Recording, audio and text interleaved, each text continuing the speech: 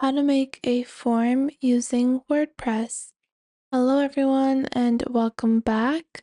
In today's video, I'll be showing you guys how you can create a form in WordPress. Whether you want to build a event registration form, a simple survey, a simple marketplace assessment, you can easily do that on WordPress. So to do this, simply head on over into your WordPress dashboard. Then you're going to go into plugins on the left and then click on add new plugin. Once you click on add new plugin, you're just going to search for Forminator.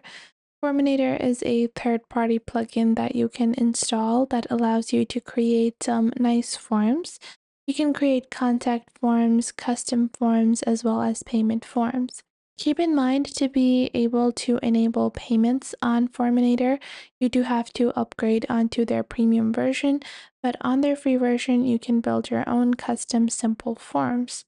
Click on install over here, and once you click on install, it will just install the plugin onto WordPress. Then click on activate. Once you click on activate, the Forminator plugin will now be activated. Now, once you activate Forminator, you can see it on the left. So at the bottom left of your panel, you're going to see Forminator. Click on Forminator on your left menu. And from here, you're going to find your Forminator dashboard. This includes a summary, which includes your active modules, submissions, total submissions, poll, and quiz submissions. You will be able to see some of the features that you can acquire by upgrading onto Forminator Pro, and then you also have forms and polls. Now, once you click on Forminator on your left panel, a drop-down will appear that allows you to create forms, polls, quizzes, as well as browse the different templates. You also have a separate page to view the submissions. So if you go onto templates over here, you will be able to see different types of customer or marketing or general templates available. You can pick one out according to your personal preference, or you can just directly go into forms and create your own blank form to get started. So I'm going to go into forms, and once I do, we're going to build our form from scratch.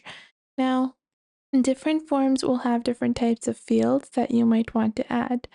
A registration form usually entails a members only area, which I do think you should use for exclusivity. But the form that I'm going to be building today is going to be a simple research and development form. We're going to click on create over here. And once we click on create, it's time to get started with building our form. And once we click on create, we're just going to click on use template on the blank form template. After that, you are going to add your form name, and I'm going to name this as our research and development form. Then click on create over here. Once you click on create, you will see that it's time to start building with Forminator. So in Forminator, you will see on the left, you have the ability to edit the appearance, the fields, and all types of functionalities of your form. Then on the right side, you're going to see the title. So for me, I want to give the title of R&D, Research and Development.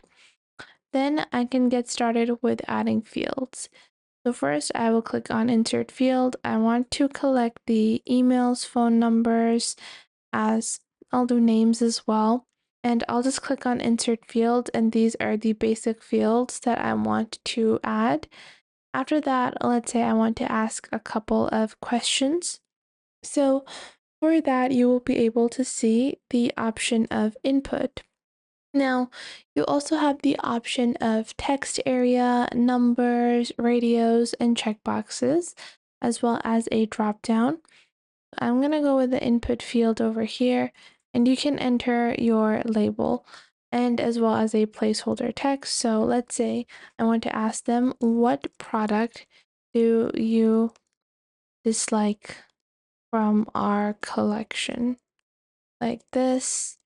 And then you can add a default value or description. I'm going to leave it empty. After that, I can also go into settings and choose whether or not this is going to be a required field or not. And I'm just going to make this a required field. After that, you can also choose the number of maximum characters. So let's say I don't want more than 3,000 characters. And then after that, I can also go into the styling and visibility. Now I am just going to click on apply, and my form field will be applied. And if I click on preview on the top right, I would be able to preview what my form looks like. You guys can see the placeholder text over here looks a bit off. So I'm going to edit that, and I'm just going to add example serum is too thick like this.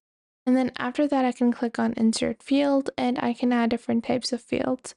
So I'll show you guys examples of all of these basic types of fields.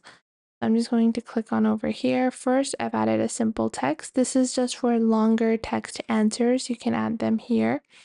I'm not going to structure this one because that's just pretty much the same thing again. Then after that, you have a number. So for this, we're going to alter the label to see rate the ease of use for our website. And after that, people can, put in a rating. After that, we also have checkboxes. So let's say I want to ask my customers, which product do you prefer to use? Question mark. And then I can give them checkboxes, serum, toner, add option, sunscreen. And then after that, once we've done that, we can click on apply. Now, the difference between checkboxes and selections is that checkboxes only allow people to check, they can check as many answers as they want. Whereas with the selection option, they have to select either or. So it's going to be one or the other. It cannot be both. Now, once you have completed all this, I'm just going to remove the blank question. You can go into appearance on the left and you can choose to customize the design as well as adapt the behavior. Then just click on publish on the top right. And once you click on publish, you will find this shortcode. Copy this shortcode and open up your website on WordPress. Then you're going to click on edit with Elementor, or you can just edit with the regular WordPress site editor. This just depends on whatever you prefer. Open that up, and from the left, you're just going to search on shortcode. And then I'm just going to place my shortcode at the top of my website so it's easier for you guys to see. I'm just gonna drag and drop this section at the top like so.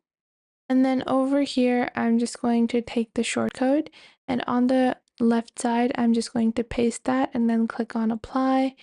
And then I'm going to click on update, and just like that, our form is now integrated into our WordPress site. So now let's visit our site to see if the form has taken effect. And just like that, this is my form that is now present on my WordPress site.